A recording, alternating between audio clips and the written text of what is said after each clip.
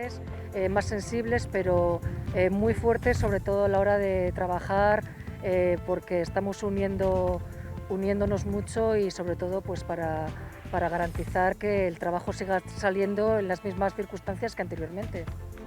¿Cómo están? Buenas noches. Hoy hemos acompañado a 3 patrullas de la Policía Nacional. Para ellos también ha cambiado su día a día. Tienen que velar por la seguridad de las personas, pero estos días de confinamiento sobre todo hace una labor de información a la población. Y varios colectivos piden la apertura de los comercios de proximidad. Expresan su necesidad de poder cuidar sus huertos y realizar actividades en el medio rural que no incumplen las medidas de seguridad. Por supuesto que en los carros y en otros mercadillos, si se organiza bien, se pueden mantener las mismas o mejores, por estar al aire libre, prácticas de seguridad y de higiene que en cualquier supermercado. La reanudación de la actividad en el sector de la construcción nos permite ver avances en las obras públicas de la ciudad. Un ejemplo lo tenemos en la nueva pasarela peatonal que cruza el río Arlanzón a la altura de Capiscol. Entendemos ahora, como el contrato ha estado suspendido, entendemos que se tendrá que prolongar ese plazo del 20 de mayo unas semanas. Es más probable que la estemos rematando a finales de junio, primeros de julio. En deportes, los deportistas profesionales podrán salir a entrenar de manera individual durante la primera fase de la desescalada progresiva. A muchos la medida les viene muy bien, pero para otros es el inicio de un periodo largo hasta retomar la actividad al 100%, como es el caso del San Pablo. Estábamos un poco a la espera de que se vayan estableciendo esos protocolos para poder volver a los entrenamientos, poder volver a trabajar. Pero claro, todo esto es nuevo, entonces prima más la cautela que intentar volver lo antes posible. Mañana, último día de este lluvioso mes de abril, tendremos vientos del oeste frescos y chubascos débiles. Mayo nos traerá un ascenso notable de las temperaturas.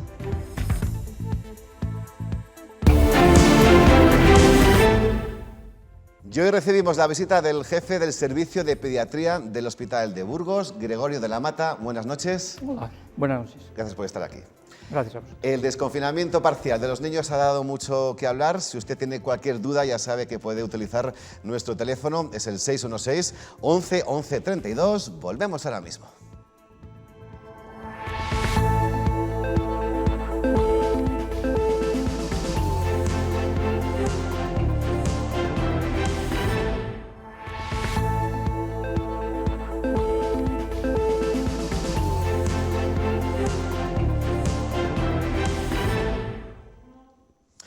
Diez menos 20 de la noche, Noticias 8. Aquí estamos con el doctor de la Mata, jefe del Servicio de Pediatría del Hospital de Burgos. Enseguida charlamos con él. Antes actualizamos datos sanitarios. Burgos suma ya 1.956 contagiados de COVID-19, 149 nuevos casos en las últimas 24 horas. Los fallecimientos ascienden a 188, uno más que ayer. Hay 141 hospitalizados, 7 menos que ayer, y 25 de ellos están en la UCI. 767 pacientes han recibido ya el alta. A nivel regional ya se han confirmado 19.851 casos. Y hoy se ha pronunciado la consejera de Sanidad sobre las fases de la desescalada que va a implantar el Gobierno central.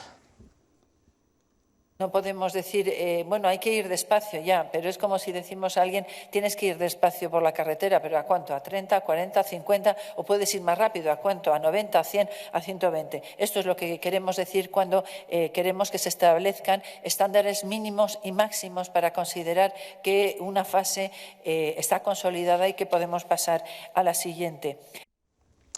No baja el nivel de crítica al Gobierno, más bien al contrario, lo que podría complicar la aprobación de la nueva prórroga del estado de alarma. Pablo Casado acusa a Pedro Sánchez de mentir a todos. ¿Nos puede decir cómo va a garantizar la desescalada si no sabemos cuántos asintomáticos se van a tomar el vermú, según sus palabras? ¿Nos puede explicar esa compra de material fraudulento a intermediarios socialistas? Decía Tarradellas que en política se puede hacer de todo menos el ridículo. Usted, si quiere, puede seguir haciéndolo, pero no nos pida que lo hagamos con usted. Esta crisis, señoría, seguro que no va a servir como excusa para abandonar, por ejemplo, agendas como la transición ecológica justa. Tampoco va a servir como excusa para recortar el estado del bienestar, que es lo que ustedes hicieron cuando gobernaron en España y están haciendo en gobiernos autonómicos durante estos últimos años. Y más declaraciones. El director del Centro de Coordinación de Alertas y Emergencias Sanitarias ha asegurado que no habrá un único indicador para determinar si una provincia o isla pasa a la siguiente fase de esa desescalada. Ante un posible repunte de casos importante, ya podemos tener baja transmisión, ya podemos tener muy pocos casos, ya podemos tener un buen sistema de vigilancia, que si no tenemos instaladas las capacidades asistenciales necesarias no podremos abrir porque no hay capacidad de respuesta. Vamos ya con el doctor de la Mata. Imaginamos, doctor, que estos días COVID-19 es protagonista y el servicio de pediatría habrá bajado de trabajo, ¿no?, de atención. Bueno, la verdad es que sí. Tenemos menos urgencias, hemos reducido las consultas habituales a los casos preferentes, aquellos casos que no pueden demorarse, y eso ha disminuido mucho lo que es la agenda habitual que desarrollamos. Vamos a hablar sobre las características de este COVID-19 en la población pediátrica. Me refiero a síntomas, diferencias con los adultos y por qué se produce eso. Bueno, lo primero que hay que preguntarse es si realmente los niños padecen COVID-19, porque todas las informaciones parece que hablan siempre de adultos y fallecimientos de adultos. Entonces, la primera pregunta es esa: ¿los niños padecen o pueden padecer esta enfermedad? La respuesta categóricamente es que sí, si bien la incidencia de casos parece que es mucho menor. Y digo parece porque los estudios que se han publicado hablan de menos de un 5% de los casos, aproximadamente un 2-3% de los casos son de población pediátrica, pero lo cierto es que no estamos seguros de que eso sea así. ¿Por qué? Porque solamente estamos haciendo búsqueda de este virus en aquellos casos en los que es necesario confirmar que es la infección. Me refiero a aquellos casos que necesitan ingreso. En los casos leves, que no precisan ingreso, realmente no se llevan el diagnóstico, no llevan la prueba que podría indicarnos con qué frecuencia enferman los niños de esta enfermedad. Lo que sí que es verdad es que los niños tienen formas mucho más leves que los adultos de esta enfermedad. El número de pacientes ingresados a nivel nacional viene a corroborar lo que otras series internacionales en Italia o en China han demostrado, y es que la incidencia de casos graves en los niños es francamente baja. ¿Qué manifestaciones puede ocasionar este virus en los niños? Pues son síntomas similares a los de los adultos, típicamente la fiebre más o menos mantenida, síntomas de infección respiratoria similares a los de otro proceso infeccioso catarral o gripal, tos, congestión nasal, dificultad respiratoria en los casos más graves y también manifestaciones cutáneas que parece que son características en la infancia. No obstante, yo creo que es importante señalar que vamos conociendo esta enfermedad y nos damos cuenta de que los síntomas cada vez pueden ser más amplios y no solo restringidos al aparato respiratorio, sino que también ocupan un papel muy destacado los síntomas relacionados con el aparato cardiocirculatorio. Incluso, bueno, se ha hablado de trastornos neurológicos, etc. Por lo tanto, es una amplia gama de manifestaciones clínicas, lo mismo que en el paciente adulto, que no se restringen simplemente al aparato respiratorio. ¿Y lo que se está debatiendo estos días de ese bebé en estado de shock? Bueno, esto ha venido de una información que publicó inicialmente el Servicio Británico de Salud de cara a sus pediatras. Fue una nota interna haciéndoles ver que se habían descrito casos que consultaban por síntomas aparentemente banales y que a los pocos días o incluso horas desarrollaban un cuadro grave de insuficiencia circulatoria periférica, esto es shock. Esto fue una nota que circuló entre los pediatras del Servicio Británico de Salud. También hubo una nota que divulgó la Asociación Española de Pediatría, pero claro, aquello fue interpretado como una alarma en la que la interpretación que pudiera hacer pues, alguien que no es profesional es que, ojo, que un niño puede estar ahora quejándose de la tripa, empezar con vómitos, síntomas digestivos más o menos leves, pero al cabo de unas horas puede estar muy grave. Sí que es verdad, y como decía, que el espectro de síntomas, el conjunto de manifestaciones clínicas que pueden tener los niños es muy amplia, también como los adultos, y una de las manifestaciones que tienen los niños también puede ser las manifestaciones digestivas. De ahí a que todo niño que se queja de dolor de tripa puede estar iniciando un shock, creo que media bastante. ¿Y en Burgos ha habido algún ingresado con estos síntomas?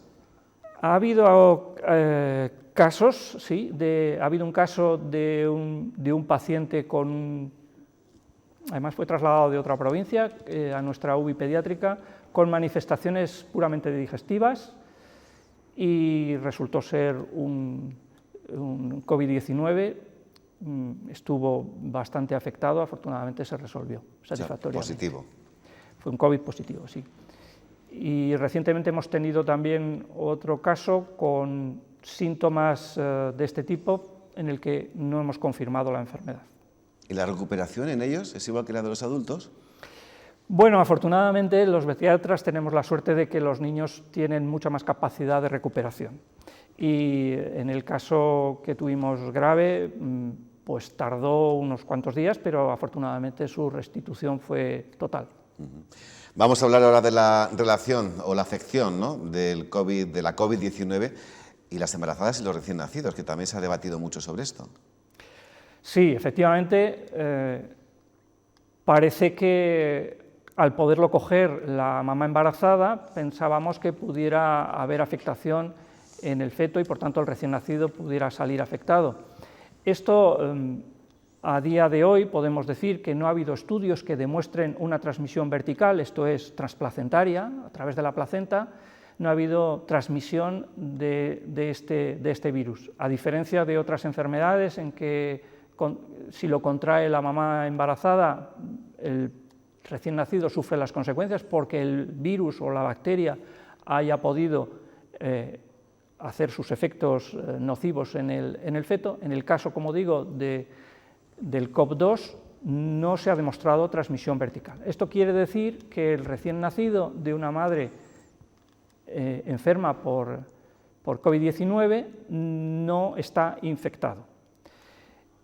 Es verdad que luego puede contraerlo, porque si la proximidad favorece el contagio, pues puede contraerlo, pero ya sería una transmisión que decimos nosotros horizontal, no vertical. Una vez nacido, quiere decir. Una vez nacido, esto es, a través del contacto, o de las secreciones o de las manos. Pero en teoría, una vez nacido ya, si ha pasado un tiempo, la madre no tendría el virus. Claro, nos hemos encontrado con algunos casos en los que la madre estaba infectada por el virus y tenía tal gravedad que era necesario anticipar el parto para ponerle tratamientos que pudieran ser tóxicos para el feto, y esto ha motivado el nacimiento de niños pretérmino que han tenido las consecuencias de haber nacido antes de tiempo. Sin embargo, a día de hoy, lo que sí que podemos decir, y gracias a, por supuesto, protocolos que son asumidos por la Sociedad Española de Neonatología y por supuesto, con la colaboración de los, como no puede ser de otra manera, de los tocólogos, hay un protocolo perfectamente establecido de qué hacer, cómo manejar tanto a la mamá como al recién nacido en cuanto a, bueno, pues si se puede o no poner en contacto, que llamamos nosotros piel con piel. Esto hay que decir que a día de hoy podemos asegurar que esto se puede hacer con la adopción de las medidas lógicas de mascarilla en la mamá, guantes, etcétera. Pero no se rechaza, digamos, lo que es el contacto piel con piel. Ajá. Bien, pues 21 horas 51 minutos, ahora sí abrimos los teléfonos, 616 11 11 32 para cualquier consulta aquí en directo en Noticias 8, edición noche. Aclárame, por favor, doctor, también hay versiones contradictorias sobre si los niños son importantes vectores de transmisión del virus o no. Al principio se decía que sí, que por eso había que mantenerles lejos de los abuelos, etc., etc., y ahora parece que no sé si piensan lo mismo. Bueno, yo creo que hay que decir que sí, que los niños son unos excelentes transmisores de la enfermedad. Incluso aunque ellos tengan formas leves, ellos pueden ser emisores de gran cantidad de virus que pueden transmitir a su entorno, y una de las combinaciones más peligrosas, no cabe duda, que es el nieto visitando al abuelo. El nieto puede tener una infección inaparente o muy leve, sin embargo el abuelo, ese contagio puede suponer para él una enfermedad potencialmente grave. Por lo tanto, sí, los niños, como pasa con otras enfermedades respiratorias, por ejemplo la gripe, La frecuencia con que los niños adquieren los virus gripales es extraordinariamente alta, aunque sus formas clínicas generalmente no sean graves. ¿Y qué va a pasar con la vuelta al cole? En teoría, cuando se prevé otro rebrote, ¿no? Pues sí, yo creo que tenemos muchas incógnitas todos respecto a qué va a pasar de aquí a unos meses. El hecho de reanudar las clases y el hecho de que coincidan con los meses fríos, que teóricamente propician más las transmisiones de las enfermedades respiratorias, nos hace pensar que, de acuerdo con la situación inmunitaria que tengamos entonces, puede ser que favorezcan el repunte de las infecciones, es verdad. Bien, pues ahora vamos a continuar, pero vamos a darles más datos porque conocemos las fases y a quienes afectan, pero nos surgen serias dudas, ¿no?, sobre detalles relacionados con eso que antes era tan cotidiano. Por ejemplo, ¿cuándo podremos ir al pueblo, visitar a alguien en otra provincia o viajar al extranjero? Buceando en el documento del Gobierno hemos encontrado las respuestas. ¿Puedo salir de casa? Sí, pero solo si se va a hacer algo permitido, como por ejemplo hacer deporte a partir de este sábado o ir a un local con cita previa. Esto será a partir de la fase 0 que empieza el próximo lunes. ¿Puedo visitar a mis familiares y amigos? Se permitirá el contacto social en grupos pequeños entre personas que no sean vulnerables y no tengan patologías previas.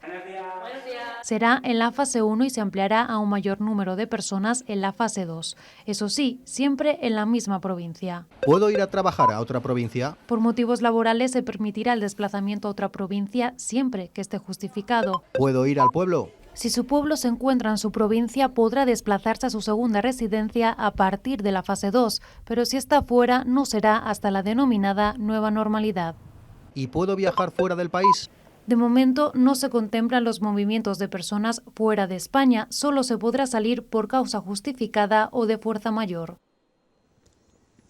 O sea que lo que hay que recomendar es que cuidado con las vacaciones, ¿no?, de verano y con los desplazamientos. La verdad es que tenemos más incertidumbres que certezas de qué puede pasar en agosto, pues, con respecto a viajes, con respecto a playas. Nos van a poner a 3 metros la playa. Claro. No, sobre todo quizás es lo más peligroso, dado que el virus parece que se desactiva, ¿no?, con el calor, quizás lo más peligroso es el tránsito de personas en aeropuertos, estaciones públicas. Al final, si uno va a su coche a un destino, pues como que el riesgo es menor, ¿no? Pero tampoco está tan claro que el verano atenúe totalmente. De hecho, ahora habrá que ver qué pasa en el hemisferio sur, en el que es verano, ¿no?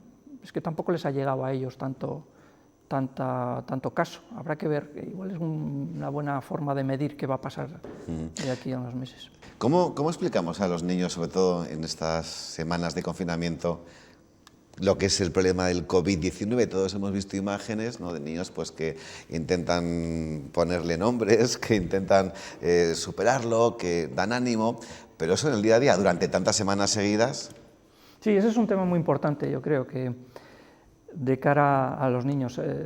Hay niños que están verdaderamente aterrorizados porque están viviendo una situación novedosa, angustiosa.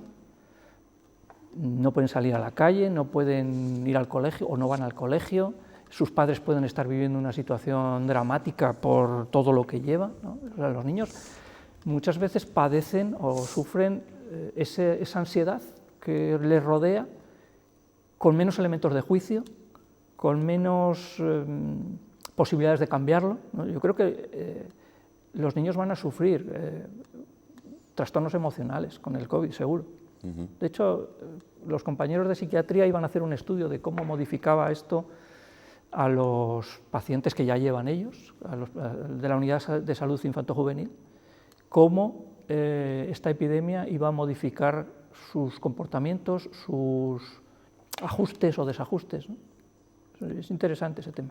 ¿Qué tipo de trastorno emocional, hasta dónde puede llegar en el caso de un niño? Pues claro, imagínate que un niño está cambiando totalmente su vida, está cambiando lo que eran sus hábitos, los hábitos que muchas veces estamos inculcándoles. Tienes que madrugar para ir al colegio, tienes que hacer tarea porque tienes examen, tienes que darte prisa porque tienes actividades extraescolares. Y ahora todo eso ha cambiado. Y luego, insisto, es que supongo que en muchas casas se está viviendo con angustia esta situación. la incertidumbre económica que puede haber. Esto plantea que los niños lo ven escenificado, cuando no nos podemos encontrar con escenas de violencia doméstica.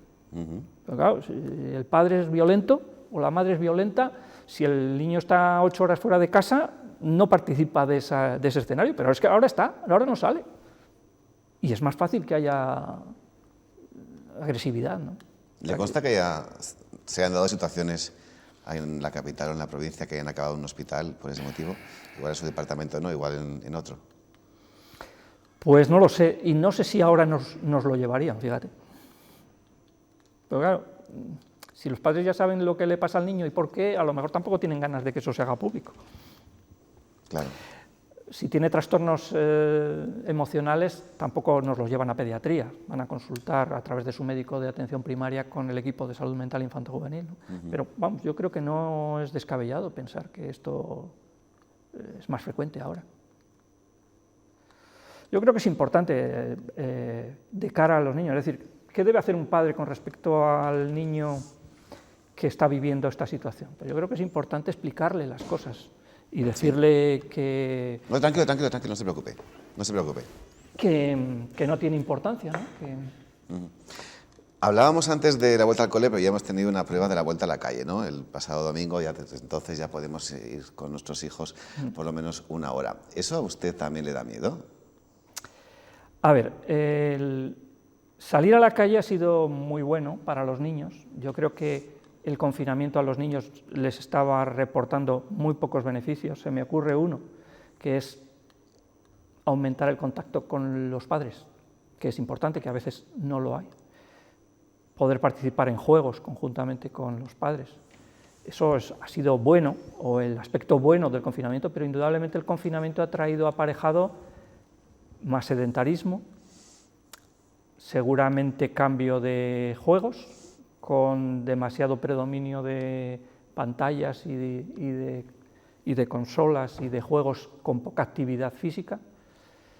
Entonces, creo que ha sido bueno poder que los niños pudieran salir. Otra cosa es que hay que saber a qué salimos y hay que explicárselo a los niños para qué salen y qué hay que hacer cuando se sale. Yo creo que eso es importante. Creo que es muy importante en esta epidemia que los padres, en la medida en que los niños pueden entenderlo, pues reciban instrucciones de qué está pasando, de en qué consiste esta epidemia, de qué es lo que podemos hacer. Transmitirles también una idea de protección, porque hay mucha gente que se está preocupando de que esta enfermedad no sea grave, y eso es transmitirles una idea de seguridad, de tranquilidad, también es importante, ¿no? Pero los niños son capaces de entender muy bien las cosas si se les explica con el tiempo y las palabras adecuadas, por supuesto acomodadas a la edad de cada cual, ¿no? Yo creo que es una buena oportunidad para explicar las cosas. Y luego saliendo, pues claro, no se trata de abrir la compuerta y que el agua salga como si hubiera estado redetenida y con ganas de salir. Hay que salir, hacer qué, cómo, por dónde, etcétera, ¿no? Yo invito a los padres a que, aprovechando que estamos en primavera, pues descubran la naturaleza y que puede ser divertido, pues no sé, jugar a identificar flores, hacer fotos de flores, identificar árboles, ver pájaros. Creo que es una oportunidad que encima en Burgos podemos tener bastante fácil, ¿no? Tenemos muchos parques y puede ser divertido, instructivo, fomentar la creatividad de los niños. Yo creo que se podía orientar en ese sentido y no simplemente salir a pasear porque había que salir y ya de paso compartir una pelota, lo cual por supuesto. Además, en estas fechas, doctor, el tiempo acompaña, ¿no?, para hacer ese tipo de actividades. Bueno, vamos ya al teléfono, tenemos a Cristóbal esperándonos. Cristóbal, buenas noches. Hola, buenas noches, ¿cómo está? Muy bien, gracias. ¿Y usted? Cuéntenos. Pues muy bien, mire, yo le llamo, me alegro, jefe de pediatría en concreto y todo eso. Vamos a ver, los padres, yo soy abuelo y lógicamente tengo mi edad, exactamente 64 años. Bien. Bueno, un abuelo joven. Sí, gracias a Dios me casé muy joven y tengo hijos pues que ya voy a para el tercer nieto y todo eso. Bien, le hablo al jefe de pediatría, en concreto a él. no sé su nombre, perdone que no sepa su nombre porque... Se llama Gregorio de la Mata. Gregorio de la Mata. Pues buenas noches, Gregorio, y encantado de conocerle. Vale, le voy a decir que los padres, como en toda la vida, si tú a tus hijos los educas, que yo siempre he sido primordial, respetar y que te respeten. Eso es lo primordial en la vida. Y en esto va seguido. ¿Por qué? Porque estamos viviendo una pandemia y efectivamente, si yo salgo con mis hijos, salen con mis nietos, obviamente, ¿qué es lo que pasa? Saben que no se tienen que juntar con nadie, con todo eso. A los chavales ya se les mentaliza. Y saben por dónde tienen que ir y por qué no sale. Se les dice, hay bichos, hay esto, y ya tienen, y saben y se mentalizan totalmente. La cultura está en los padres que sepamos respetar y educar a los hijos. Y si eso no lo sabemos, pues es la vida, es como está, lógicamente, ¿me entiende? Y luego iba a hacer, que igual no está dentro de su ratio, pero le iba a hacer una pregunta. Yo vivo la prueba de Gantón, me pilla de Vitoria a 15 kilómetros aproximadamente, provincia de Burgos, y pertenezco a Burgos. Yo no soy ideal ni de banderas ni de tonterías, ¿me entiende? Vaya, por favor, Cristóbal, al hilo de la pregunta, por favor. Sí, pues mire, simplemente le voy a decir que los padres, lógicamente, saben, y si tú educas a tu hijo con unos derechos, unos deberes y respetos a todo el mundo y que te respete, que teníamos un 90%, un 95% de todo lo que está ocurriendo. Y se podría salir y cada uno iría por un sitio y todo eso, respetando a todos. Simplemente es eso, en eso para concurrir. ¿De acuerdo? Pues más que una pregunta es una reflexión, algo que le agradecemos. Cristóbal, buenas noches, muy amable. Vale, venga, bueno, muchas gracias, un saludo. Coincide el diagnóstico, ¿no? Coincide totalmente con lo que estábamos diciendo. Está claro que a todos los niños se les puede explicar en qué consiste y cómo protegerse. A los más pequeños, indudablemente, hay que decirles las cosas menos extensas, pero yo creo que en la medida en la que estamos hablando de otras cosas, se les puede explicar a los niños por qué conviene hacer las cosas que les estamos recomendando, y ellos mismos van a racionalizar y van a entender que es importante no juntarse con extraños, o es importante no compartir juguetes, o es importante no tener la proximidad en la que puede haber un contagio. Y yo creo que los niños aprenden mucho más fácilmente si se lo explicamos por qué hacemos las cosas, sin duda. ¿Cree que nos han dado una lección los niños durante este confinamiento? Bueno, ha habido niños que tenían verdadero miedo a salir. Estaban viviendo pues escenas en televisión angustiosas, todo el mundo hablaba de lo preocupante que era esto, están viendo cambios en el día a día y lo han vivido con ansiedad, de tal manera que cuando este domingo podían salir, me consta que ha habido niños que preferían quedarse en casa porque era su espacio de protección, ¿no? Había otros que estaban deseando, como es lógico, coger la bicicleta o el patinete, que hacía mucho que no lo estaban utilizando, ¿no? Yo creo que en la medida en la que cada niño afronta los problemas con su peculiar forma de ser, pues lo ha expresado con esta situación. Yo creo que los padres, mejor que nadie, conocen cómo es el niño y tienen que explicarle en la medida en la que saben cómo va a reaccionar, en qué consiste esta situación y qué es lo que hay que hacer. Bien, ahora continuamos. Hay muy pocos coches en las calles en la actualidad, es lógico, y quizás eso puede ayudar a que pisemos un poco más, ¿no?, el acelerador. Luis Ángel Rozas, buenas noches. ¿Esto es así o es más que nada una impresión que puede dar precisamente por ese escaso tráfico? Hola, muy buenas noches, Rafa. Pues la verdad es que es una cuestión la que me planteas un poco difícil de responder. De hecho, hemos hecho varias consultas. Por un lado, a Tráfico le hemos preguntado acerca de este tema y nos han dicho que más bien es una mala percepción, que nuestro ojo nos está engañando. Desde que comenzó el confinamiento ha bajado la circulación por las calles de la ciudad de forma considerable y eso nos hace percibir que el resto de vehículos, los pocos que circulan, van a mayor velocidad de la que realmente llevan esos vehículos.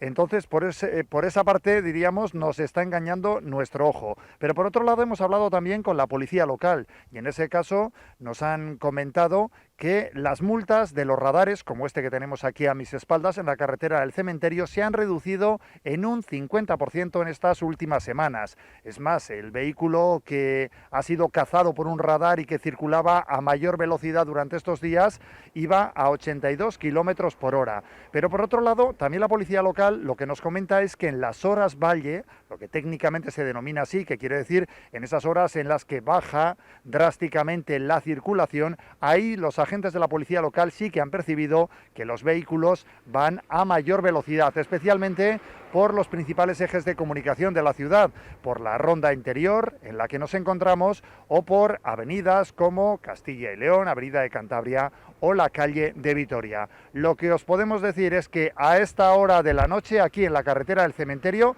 lo podéis ver, los vehículos bajan prácticamente parados. Es cierto que estamos al lado del radar y también es cierto que nuestro foco pues causa sensación. No sé si asusta un poco a los conductores o les alarma más de los debido y van pisando el freno cada vez que se acercan a este punto. Muy bien, Luis Ángel, gracias por esos datos. ¿Te has encontrado mucha policía nacional? Pues la verdad es que hoy no, hay días que cuando salimos a esta ronda nocturna que solemos hacer por la ciudad, nos encontramos con 4 o 5 patrullas. Hoy la verdad es que no nos hemos encontrado con ninguno en este trayecto hasta aquí, hasta la carretera del Cementerio. Pues ¿sabes por qué? Es porque estaban con nosotros, ahora te lo cuento. Gracias, Luis Ángel, buenas noches. Vale. Y es que la Policía Nacional tiene que velar por la seguridad de las personas, pero estos días de confinamiento, sobre todo, lo que hace es una labor de información a la población. Un equipo de Noticias 8 ha acompañado a un operativo especial. Llevamos viéndoles patrullar durante todas las horas del día y en cualquier lugar. Son los cuerpos y fuerzas de seguridad del Estado que trabajan por y para nosotros, para que se cumplan las normas decretadas por el Gobierno.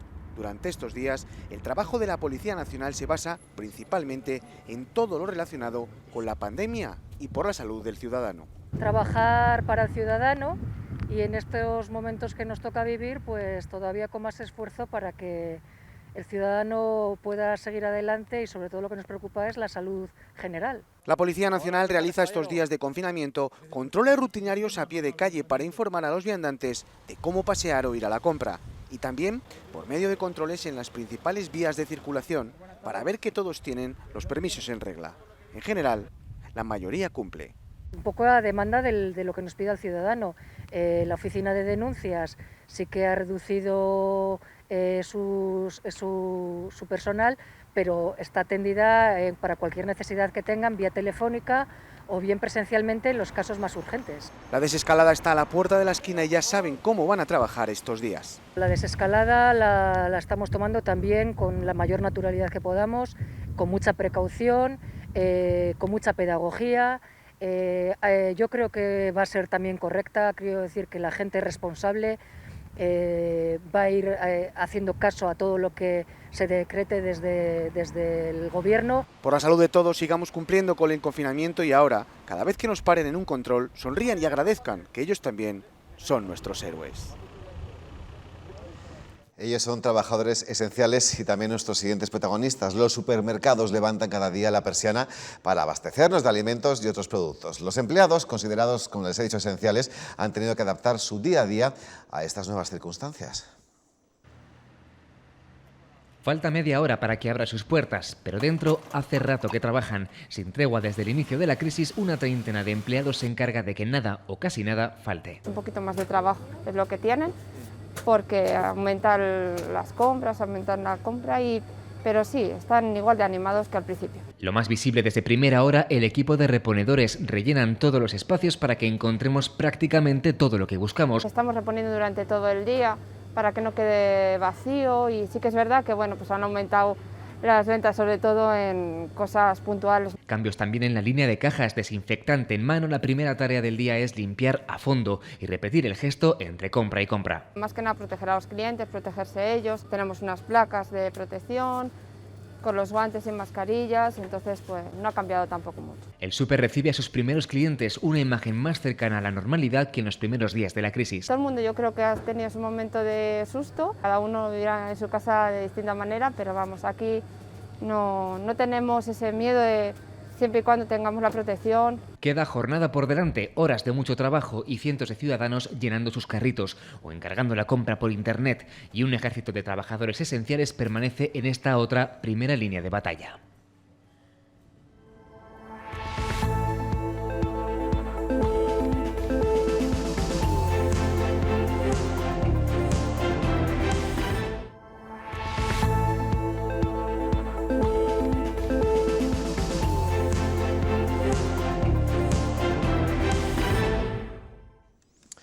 Diez y 17 minutos de la noche, seguimos en Noticias 8 con el doctor de la Mata, que es el jefe del servicio de pediatría del Hospital de Burgos. Una duda, ¿los niños mascarilla o sin mascarilla? Bueno, a ver, el mejor procedimiento para evitar los contagios es separarse de otras personas que lo pueden transmitir.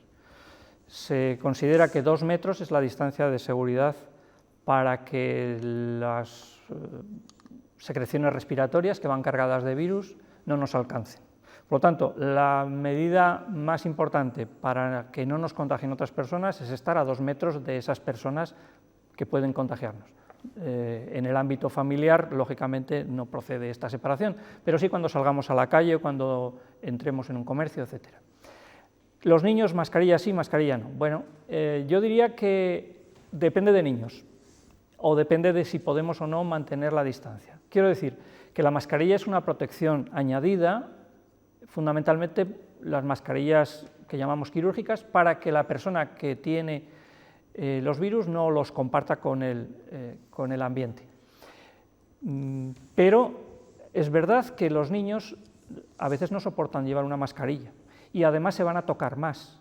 Entonces, si vemos que el niño no soporta la mascarilla o se toca más la cara porque lleva la mascarilla, porque nota la irritación, pues estamos haciendo un flaco favor del niño. Entonces, yo diría que lo primordial es la separación, el distanciamiento de esos 2 metros de otras personas, lavarse muy bien las manos cada vez que toquemos algo que no sepamos que está libre de gérmenes, cuando volvamos a casa, cuando volvamos del supermercado, etcétera, lavarse adecuadamente con agua y jabón, y la mascarilla, pues sobre todo si no podemos mantener esa distancia de seguridad. De acuerdo, pues el doctor va a estar todavía unos minutos más con nosotros. Pueden apurar ese tiempo ahora para marcar nuestro teléfono 616 11 11 32, pero antes vamos a contarles que varios colectivos de la provincia se han unido en un manifiesto para pedir la apertura de los comercios de proximidad. Ellos expresan su necesidad de poder cuidar sus huertos y realizar actividades en el medio rural que no incumplen las medidas de seguridad.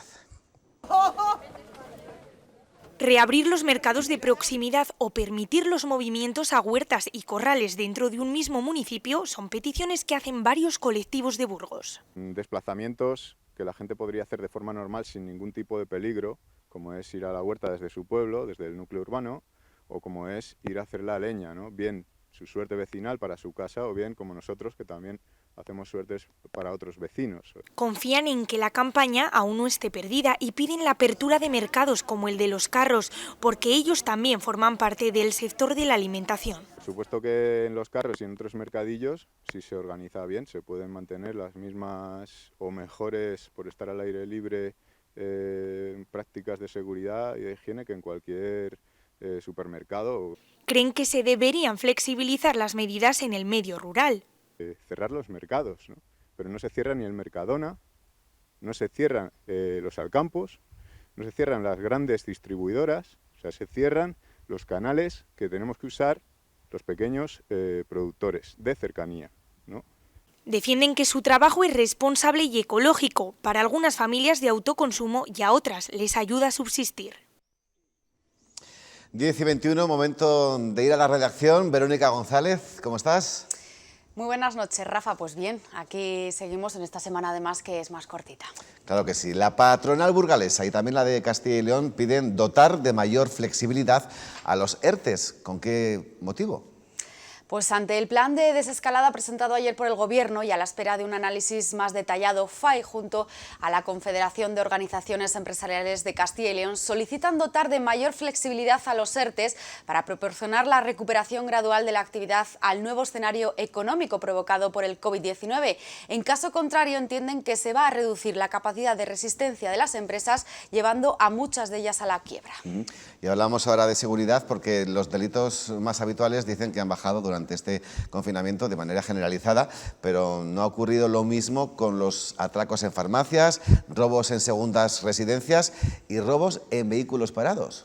Pues sí, las calles desérticas y la paralización de los coches durante semanas ha facilitado la tarea a los delincuentes, teniendo en cuenta que solo el año pasado se robaron en España 135.000 vehículos. Las cifras apuntan a que los vehículos de mayor riesgo son los turismos y las furgonetas, sobre todo si tienen más de 10 años de antigüedad, pero atenuar los riesgos de robo es posible. Lo primero será evitar dejar objetos a la vista dentro del vehículo. También evitaremos estacionar en zonas poco iluminadas o apartadas, y otro punto clave será mantener el vehículo lo más limpio posible para evitar la sensación de abandono. Gracias, Verónica. Enseguida conectamos de nuevo contigo. Hasta ahora.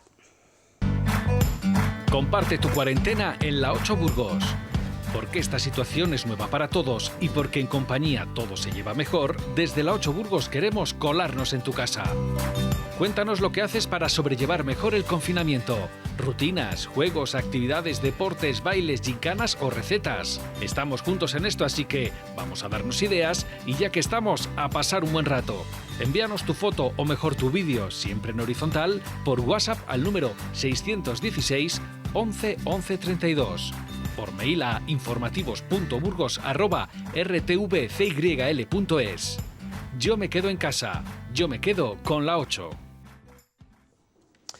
Nuestro siguiente protagonista y su familia ha visto cómo su vida ha cambiado totalmente. Tiene 21 años y el pasado verano, mientras se encontraba disfrutando del mar Cantábrico, una ola le desplazó de tal manera que le dejó pentapléjico. Ahora está en el hospital de referencia de Toledo, pero necesita ayuda para cuando vuelva a su casa en Castrillo del Val tenga la casa debidamente adaptada. Estamos con el Andrés Pérez. Buenas noches. Buenas noches.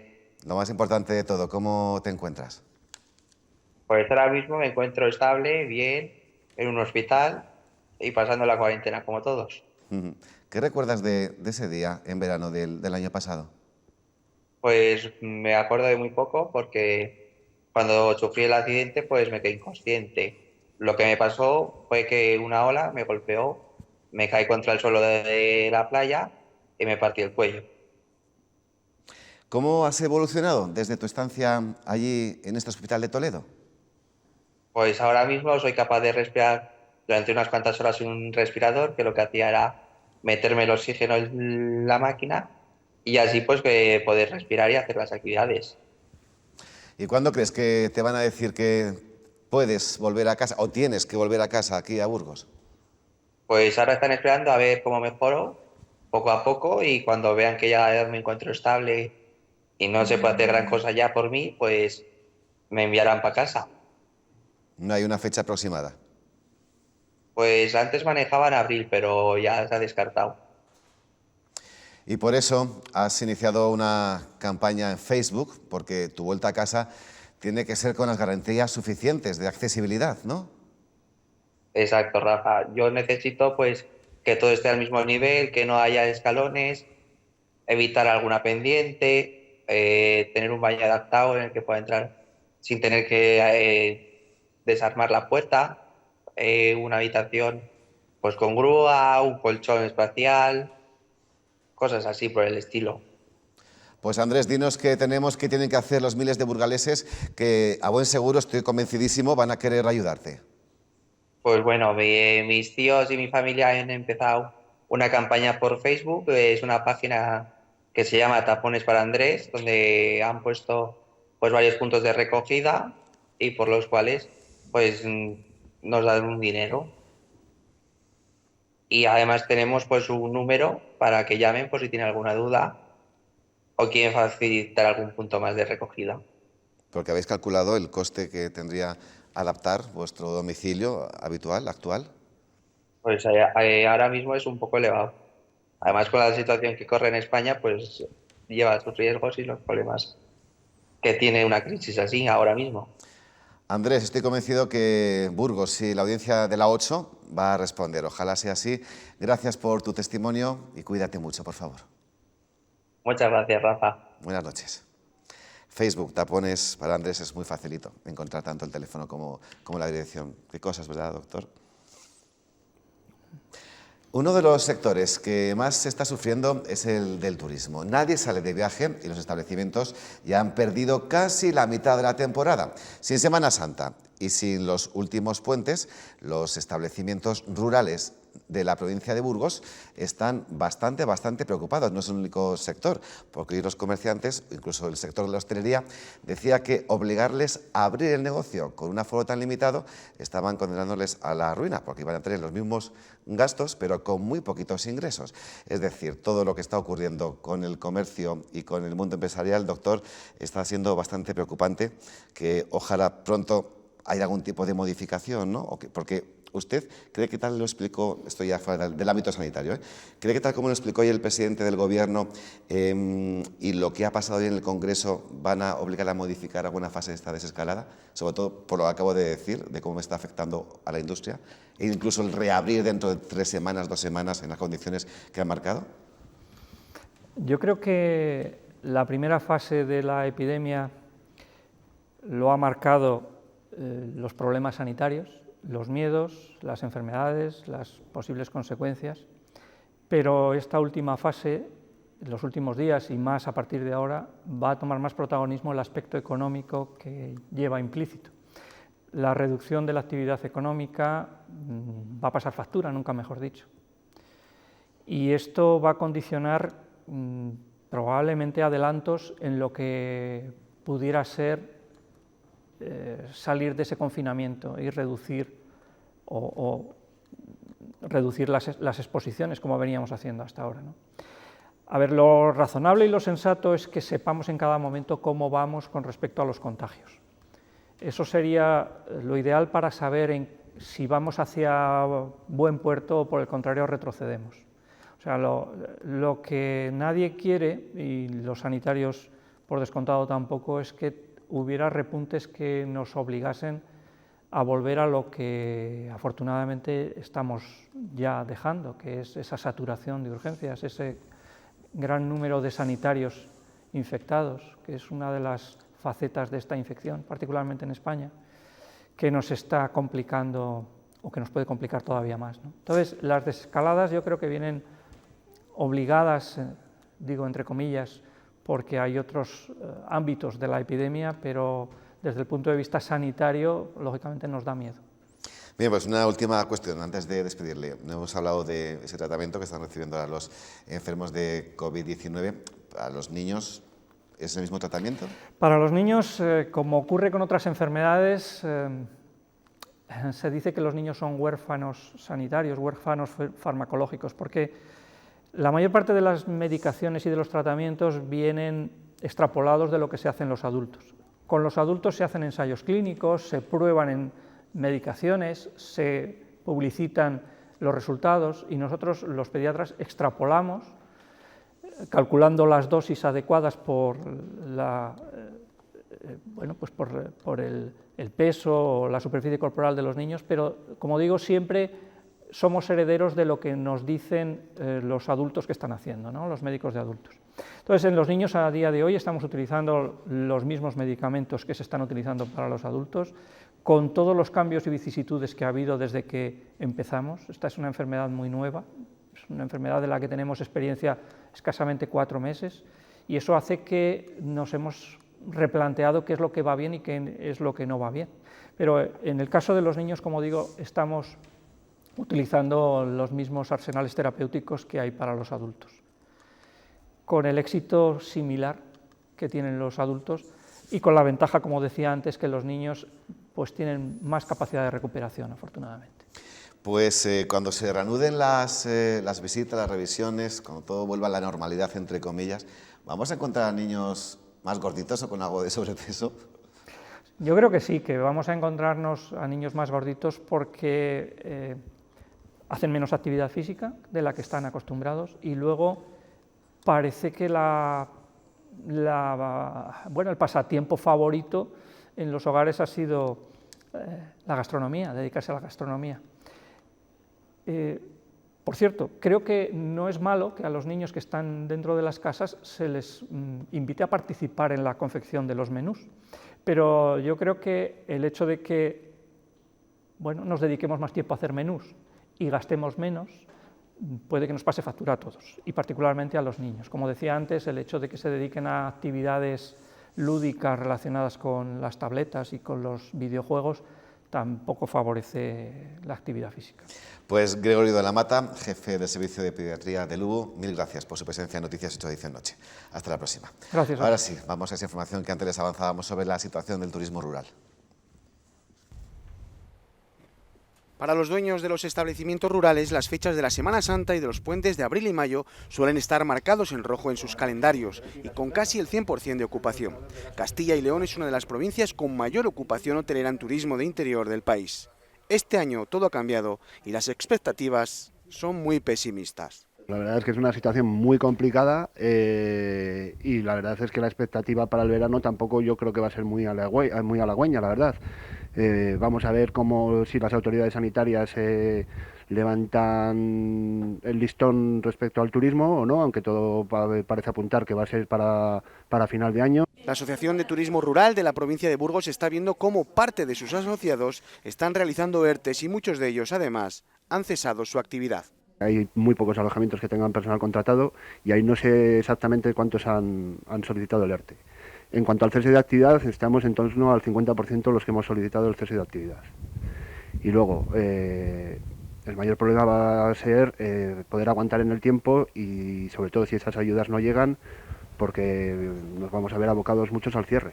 Para ayudar al sector, la asociación ha realizado peticiones a las administraciones, aunque saben que las prisas, en este caso, tampoco son buenas. A la Junta de Castilla y León, que es la que tiene la competencia en materia de turismo, le hemos solicitado ayudas para poder mantenernos en este tiempo que estamos parados, porque evidentemente los gastos de suministro siguen llegando. El verano ya está a la vuelta de la esquina y hay demasiadas fechas en blanco en el calendario. Solo hace falta saber cuándo podrá el sector empezar a trabajar. Desde que se decretó el estado de alarma, el Gobierno ha ido aprobando varias medidas, algunas que matizaban las anteriores y muchas de ellas esta misma semana. Con esta cantidad de datos se lo ponemos fácil con una guía para saber dónde obtener la información que más necesitan. Y la vicepresidenta económica. Medidas las nuevas medidas. y más medidas. El Gobierno lleva 5 semanas aprobando nuevos acuerdos, unos que amplían a anteriores, otros que matizan y algunos que se estrenan, pero con tanta información es difícil aclararse. En relación con el empleo, el Gobierno permitía ERTEs por fuerza mayor a empresas no esenciales y ahora también podrán las esenciales a trabajadores no esenciales. Que sepan que estas prestaciones no quitarán paro. También se apuesta por prorrogar 2 meses más el teletrabajo y permitirán la renegociación del pago de alquileres. En cuanto al crédito y la liquidez, las líneas de avales del ICO con diferentes tramos que suman 120.000 millones de euros. Los criterios para acceder a ellas se han ido flexibilizando. Y una específica para el sector agrario: se extiende la reducción de la cotización. En nuestra comunidad existen diferentes ayudas en colaboración con Iberaval. Hay apoyo a la liquidez de las pymes o una de las medidas que más se solicitó, el aplazamiento de cuotas. También hay otros complementos a los ERTEs pactados en el diálogo social. Además, CECALE puede ayudar con sus dudas. Desde que empezó la crisis ha atendido más de 40.000 consultas y siempre puede acudir a un asesor. 22:35, de nuevo redacción. Verónica González, buenas noches otra vez. Hola de nuevo, Rafa. Este año no se van a poder celebrar las conocidas marchas contra el cáncer en los distintos municipios de la provincia de Burgos de manera presencial, pero aún así, quien quiera va a poder participar. ¿Cómo va a ser? Pues la Asociación contra el Cáncer en Burgos ha optado por hacer una marcha virtual solidaria entre los días 3 y 6 de mayo. Cada persona que quiera participar podrá adquirir un dorsal mediante una donación y esto se traducirá en 1 kilómetro de distancia recorrido por la provincia. La marcha comenzará el 3 de mayo con una salida virtual que incluirá el corte de cinta de distintas autoridades, entre ellas el alcalde de Burgos. El objetivo es recaudar fondos para seguir haciendo frente a esta enfermedad, además de proteger a las personas con cáncer frente al coronavirus, animándoles a que se queden en casa. Ajá, hoy ya has visto que llevamos bastante tiempo dedicando a los niños de la casa y vamos a seguir haciéndolo porque la Universidad Europea Europa Miguel de Cervantes y la Asociación Castellano-Leonesa para la Defensa de la Infancia y la Juventud ha puesto en marcha una investigación relacionada con el confinamiento y los más pequeños. Sí, se trata de un proyecto para investigar las consecuencias psicológicas del confinamiento en niños y adolescentes. Los resultados permitirán conocer las diferencias de género en cuanto a los estilos de afrontamiento del estrés en estado de confinamiento, la resiliencia y sus consecuencias respecto a la salud psicológica. Además, va a ayudar a mejorar los apoyos profesionales para que las personas puedan afrontar las situaciones de crisis y estrés de una manera mucho más eficaz. Verónica González, gracias. Hasta mañana. Hasta mañana, gracias a ti. 22:37, tenemos mucho más, no se vayan.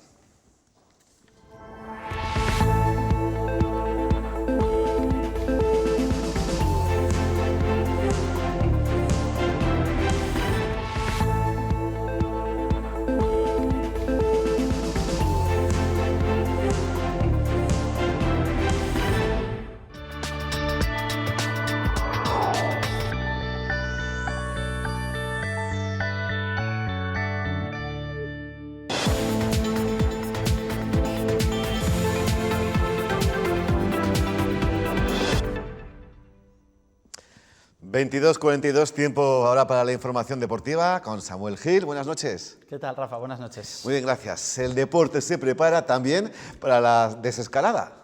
Sí, y entre los beneficiados están, claro está, los deportistas profesionales que podrán realizar deporte de manera individualizada a partir de esta fase en la que se garantiza, evidentemente, una mejoría en el trabajo que se han visto obligados a realizar durante estos días de confinamiento. También recuperan un poco las sensaciones que tenían antes del parón.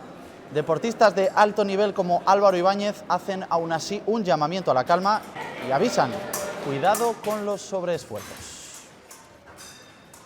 Yo estoy contento a nivel personal por poder hacer deporte en el exterior, ya que es una muestra de que estamos avanzando en este combate contra el COVID-19 y sobre todo que se amplían nuestras posibilidades para seguir entrenando y no perder esa forma física que queremos seguir manteniendo. Y por otro lado, me gustaría también hacer hincapié en que la gente, por favor, sea consciente y aplique estas medidas de manera razonable y con sentido. No nos excedamos.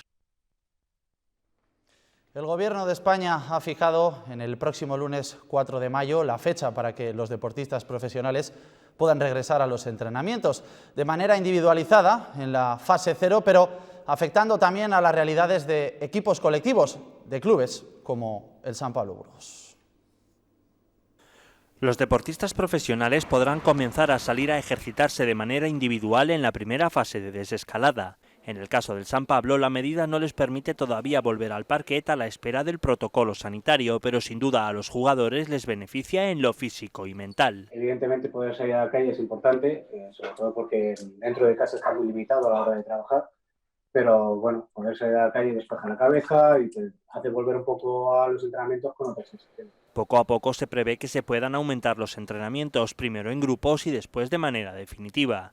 Aún así, en el San Pablo mantienen la cautela. La situación esta es nueva para todos los países, todos los clubes.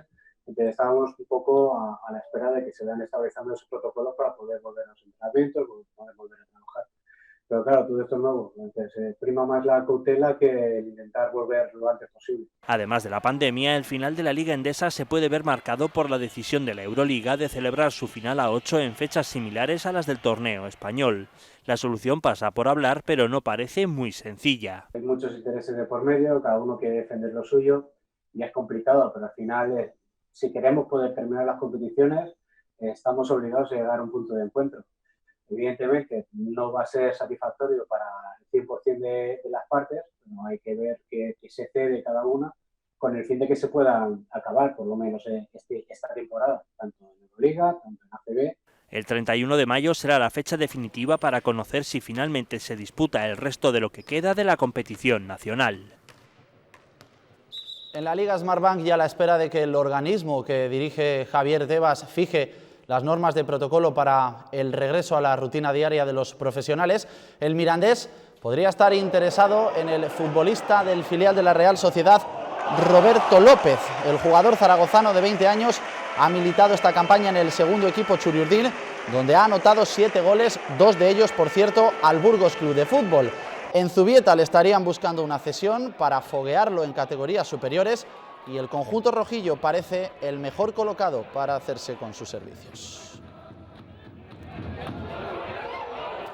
En segunda B, la realidad es bien distinta. El Burgos Club de Fútbol no volverá a los entrenamientos hasta el próximo 25 de mayo, pero afortunadamente la entidad que dirige la familia Caselli ha percibido un ingreso correspondiente a las últimas horas en el tercer importe del programa Impulso 23 de la Federación Española.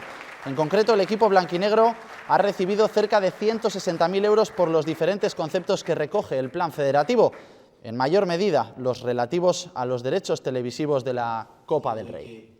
Este es el club de nuestra ciudad. Y otro de los aspectos importantes en los que el club blanquinegro quiere mejorar es en la consolidación de su estructura de fútbol femenino. Por ello, se han comenzado a dar los primeros pasos con la renovación de Moisés Ichaso como coordinador.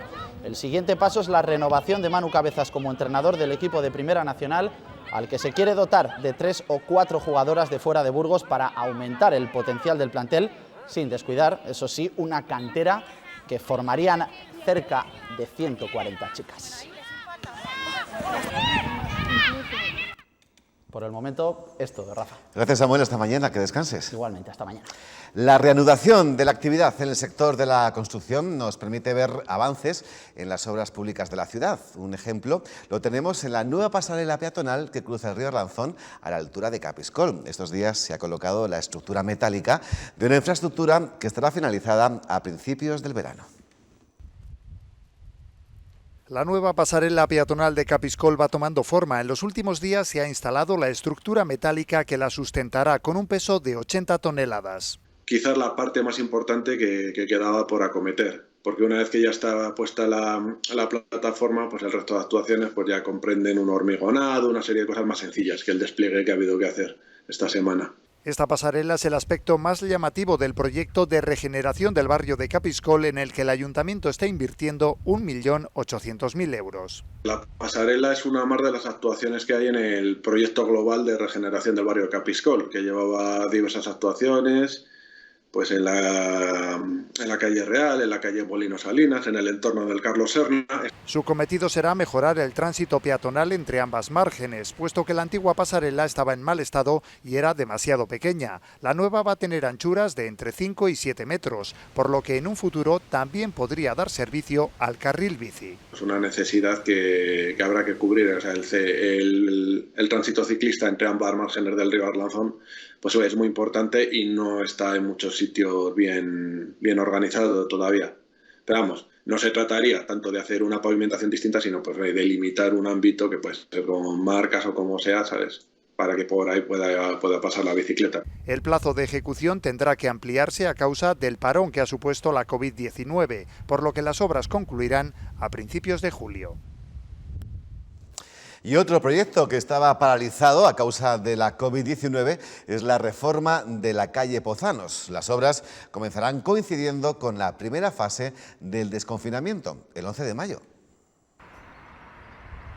La reforma de la calle Pozano supondrá una inversión cercana al $500.000 de euros para mejorar la accesibilidad peatonal, especialmente en la acera de los números pares, en el tramo situado frente al Liceo Castilla. Se reduce de 4 carriles a 2. Y en la parte de los 2 carriles que se eliminan se utiliza para hacer unas rasantes mucho más tendidas, de tal manera que ya queda una acera normal y que mejora muchísimo la accesibilidad de esos números pares de ese tramo de la calle. De este modo, toda la calle pasará a contar con un carril por sentido, pero también se aprovechará para realizar otro tipo de mejoras en redes y alumbrado público. se aprovecha aparte pues para reformar las redes, mejorar el alumbrado, hacer accesible la parada de autobús, o sea, lleva aparejada una serie de actuaciones, crear nuevas zonas ajardinadas. Esta es otra de las actuaciones que se ha visto retrasada a causa de la crisis del coronavirus, puesto que su inicio estaba previsto el pasado mes de marzo. Este proyecto iba a empezar inminentemente justo antes de la crisis del COVID-19 y claro, al desatarse esta crisis se quedó congelado y ahora nada más que se está volviendo a la normalidad pues ya se puede arrancar. De hecho, el acto de replanteo se firma el día 8 y arrancamos el 11 de mayo en principio. El plazo de ejecución de las obras será de 6 meses. Mañana, último día de este lluvioso mes de abril, tendremos vientos del oeste frescos y chubascos débiles. Mayo nos va a traer un ascenso notable de las temperaturas.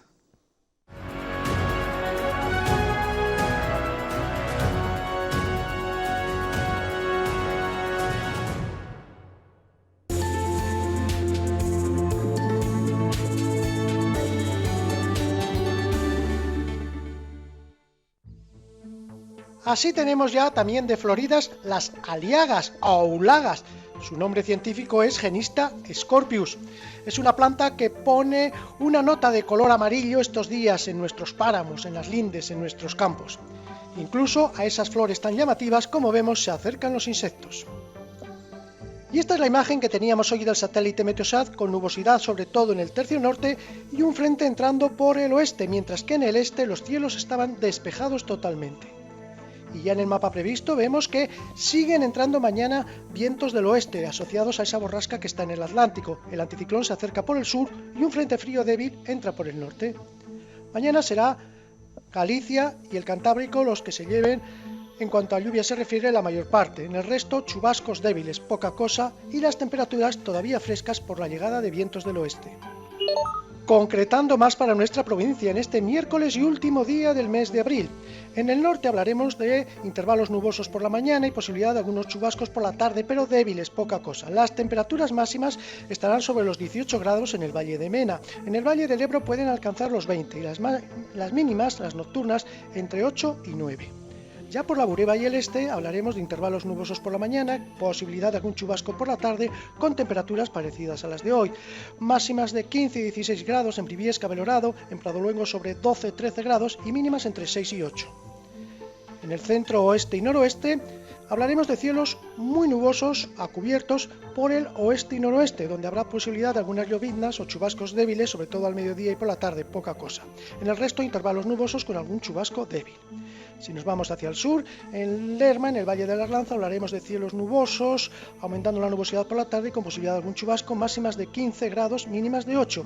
Y ya en el Valle del Duero, en Aranda, máximas de 17 grados, mínimas de 9, con intervalos nubosos por la mañana y algún chubasco débil por la tarde.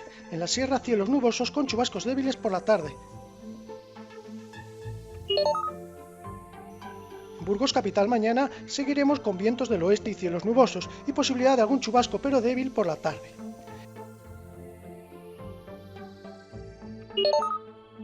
En días siguientes, mayo va a entrar con subida de temperaturas y las máximas se irán acercando a los 20 grados. El sábado superaremos incluso los 20 grados, aunque los cielos estarán nubosos, y el domingo ya a ambiente casi de verano con altas temperaturas.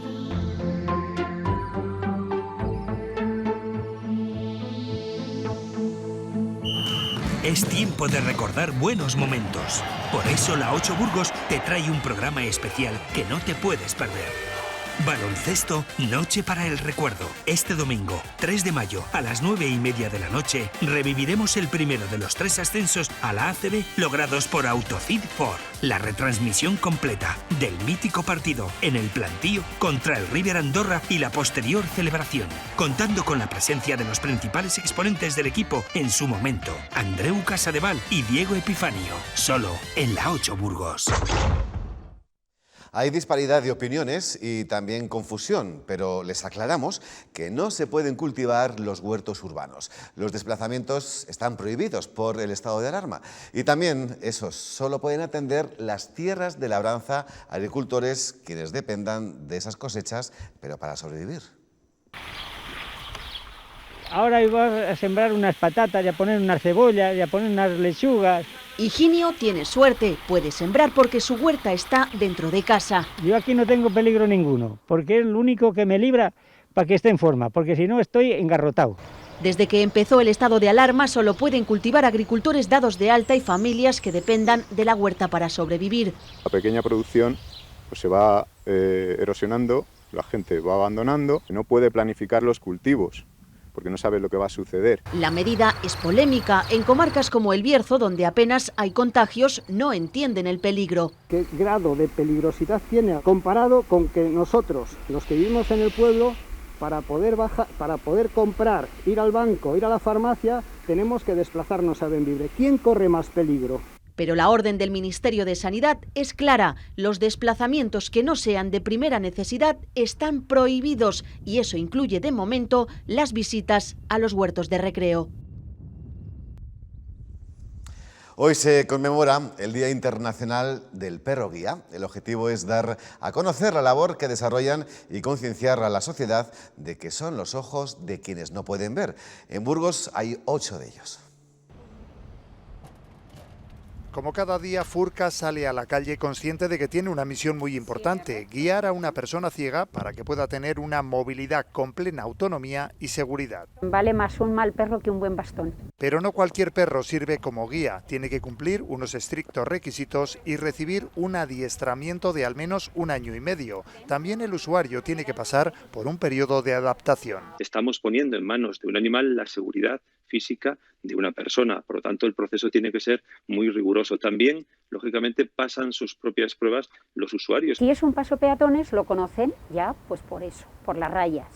Si es un semáforo, te para. El usuario, que así se nos denomina, es la que tiene que dar la orden, ahora sí o ahora no. La ONCE se encarga de sufragar íntegramente los 30.000 euros que supone uno de estos perros que guían a los usuarios por la ciudad, pero también por la naturaleza. En el campo me guía de maravilla, es impresionante.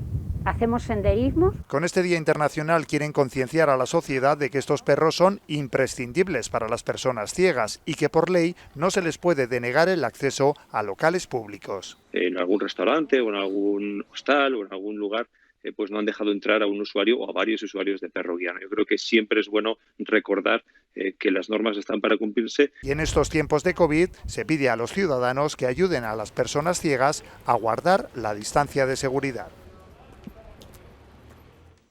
Y hoy, 29 de abril, también es el Día de la Danza. Alumnos de entre 6 y 10 años del Colegio de Villa Gonzalo Pedernales han querido transmitir al mundo cómo se sienten en este confinamiento a través de la danza. El vídeo se llama Coronando Rincones y surge su creatividad e inocencia.